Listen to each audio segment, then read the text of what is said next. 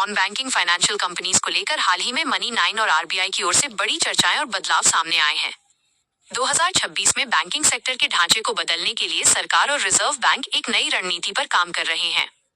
यहाँ इस बड़े फैसले और नए बैंकों के बनने की संभावनाओं का पूरा विश्लेषण है।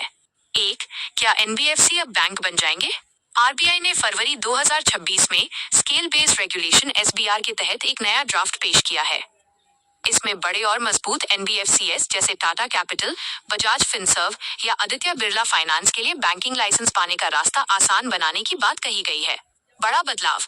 आरबीआई का मानना है कि जो एनबीएफसीएस बहुत बड़े हो चुके हैं और बैंकों की तरह काम कर रहे हैं, उन्हें बैंकिंग नियामक ढांचे रेगुलेटरी फ्रेमवर्क के अंदर लाना जरूरी है।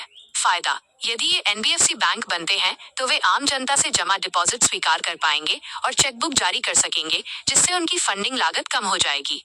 2. मनी9 की रिपोर्ट और नए बैंकों का रास्ता। मनी9 की हालिया चर्चाओं के अनुसार भारत में बैंकिंग की पहुंच बढ़ाने के लिए एमएसएमईएस और छोटे शहरों पर ध्यान दिया जा रहा है।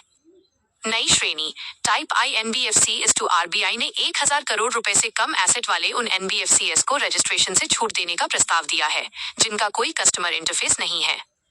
मजबूत दावेदार। बाजार में चर्चा है कि दिग्गज एनबीएफसीएस बैंकिंग लाइसेंस के लिए आवेदन करने की तैयारी में है। इससे आने वाले 1-2 सालों में देश में कुछ नए प्राइवेट बैंक देखने को मिल सकते हैं। 3. कड़े नियम और आरबीआई का एक्शन।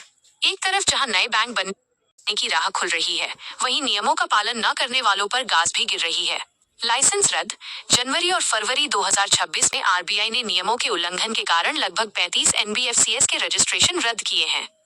सुरक्षा।